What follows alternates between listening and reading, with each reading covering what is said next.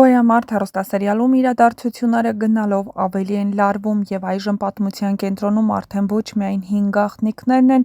այլ նաև մարդկային հարաբերությունները, որոնք սկսում են փլուզվել հենց հերոսների աչքի առաջ։ Ամենահետաքրքիր և ամենացավոտ գծերից մեկն անկասկած Մանանի, Գրիշոյի և Մաշայի միջև ձևավորվող եռանկյունին է։ Մանանը երկար ժամանակ հավատում էր, որ իր բոլոր զոհողությունները մի օր արդարացվելու են։ Նա լքեց իր ընտանիքը, դիմացավ եղբայրների վիրավորանքներին, պայքարեց բոլորի դեմ, որպեսզի լինի Գրիշոյի կողքին։ Նրա համար Գրիշոն պարզապես սիրելի տղամարդ չէր, նա իր ապագան պատկերացրել էր նրա հետ։ Իհարկե նաև այն բանի պատճառով, որ Գրիշոն ուներ բավականին փող, ապրում էր լավ պայմաններում։ Հավանաբար առաջինը Մանանին հենց այդ ամենը ձգեց,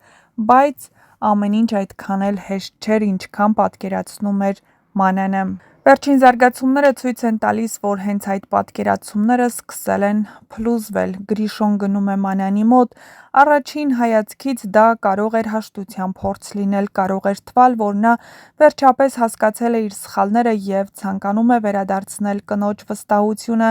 սակայն հենց այստեղ սկսվում է ամենացավոտ մասը։ Մանյանը կրկին տեսնում է նրան Մաշայի հետ, և սա արդեն պատահականություն անվանել դժվար է։ Եթե առաջին անգամ կարելի էր կասկածել, հասկանալ, արդարացնել, ապա երկրորդ, երրորդ կամ հաջորդ անգամներն արդեն սկսում են խոսել իրենց փոխարեն։ Մաշան նույնպես այն կերպարներից չէ, ով հեշտությամբ կնահանջի։ Նա շատ լավ հասկանում է, որ Գրիշոն ամուսնացած է, հասկանում է, որ իր ներկայությունը խնդիրներ է ստեղծում, բայց ըստ երևույթին դա նրան կանգնեցնող հանգամանք չէ։ Ընդհակառակը, թվում է, թե նա պատրաստ է պայքարել, և այստեղ հետաքրքիր հարց է առաջանում. արդյոք Մաշան իսկապես սիրահարված է Գրիշոյին, թե նրան գրավում է հենց այն փաստը, որ Գրիշոն ուրիշի ամուսինն է։ Սերիալը դեռ ամբողջական պատասխան չի տվել, բայց ակնհայտ է, որ Մաշան չի պատրաստվում հեշտությամբ դուրս գալ այս պատմությունից, իսկ Մանանը որքան էլ ցավ ապրի, արդեն այն աղջիկը չէ, որը լուռ կդիտի կատարվածը։ Վերջին ամիսների ընթացքում նա շատ է փոխվել։ Նա սկսել է ավելի վստահ նայել իր արժեքներին, ավելի քիչ վախենալ մենակ մնալուց, ավելի քիչ կախված լինել ուրիշների որոշումներից։ Եվ եթե իսկապես պայքար սկսվի, ապա դա կլինի ոչ թե երկու կանանց միջև սովորական մրցակցություն, այլ արժանապատվության պայքար։ Մանանը պայքարելու է ոչ թե Գրիշոյի համար, այլ իր ինքնասիրության։ Մյուս կողմից շատ հետաքրքիր զարգացում է ստանում Լեոյի գիծը։ Լեոն իմանում է, որ Դավիթ պապը գնացել է Լեայի տուն, և նրա զայրույթը հասկանալի է։ Վերջին շրջանում Լեոն զգում է, որ բոլորը փորձում են իր փոխարեն որոշումներ կայացնել, բոլորն ինչ-որ բան գիտեն, բոլորն ինչ-որ բան թաքցնում են, բայց ոչ ոք ճշմարտությունը չի ասում։ Այդ պատճառով, երբ լսում է, որ պապը գնացել է Լեայի մոտ, դա նրա մեջ նոր ցավ է առաջացնում։ Նրան թվում է, թե նույնիսկ իր ամենամոտ մարդիկ սկսել են առանց իրեն լուծել իր կյանքի հարցերը, բայց իրականում Դավիթ պապը փորձում էր հասկանալ։ Նա տեսնում էր, որ Լեան տանջվում է, տեսնում է, որ Լեոն կործանվում է ներսից, և որպես ընտանիքի ավագ փորձում է գտնել գոնե մեկ ճանապարհ, որը կարող է կանխել այս ողբերգությունը։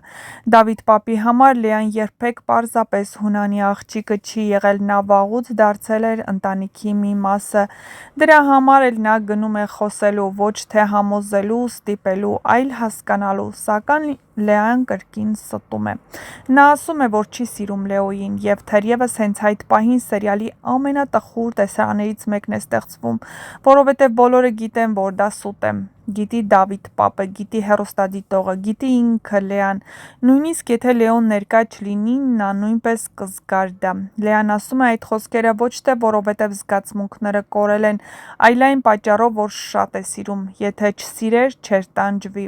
Եթե չսիրեր, չէր փորձի բոլորից հեռանալ։ Նա փորձում է զոհաբերել սեփական երջանկությունը, փորձում է հավատալ, որ այդ կերպ կփրկի մյուսներին, բայց պատմությունը բազմիցս ցույց է տվել, որ նման զոհաբերությունները հազվադեպ են երջանիկ ավարտ ունենում։ Որքան էլ Լեան թաքցնի ճշմարտությունը, այնքան ավելի կմեծանա Լեոյի ցավը, և որքան երկար Լեոն մնա անտեղյակ, այնքան ավելի վտանգավոր կարող է դառնալ նրա արձագանքը, երբ վերջապես իմանա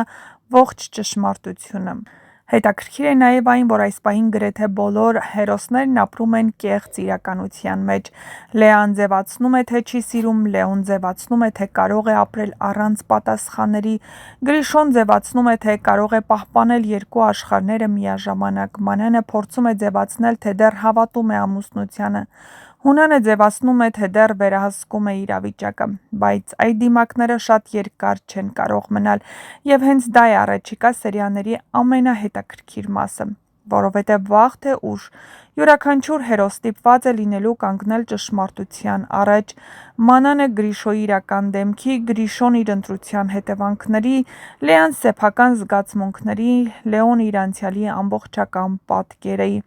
իսկ Հունանն այն մարդկանց դատաստանի առաջ, որոնց ամբողջ կյանքում փորձել է պաշտպանել, բայց իրականում հաճախ հենց ինքն է ցավ պատճառել։ Այդ պատճառով թվում է, որ գոյամարտը մոտենում է հերթական մեծ շրջադարձին։ Մանանի ու Գրիշոյի հարաբերությունները կախված են մազից,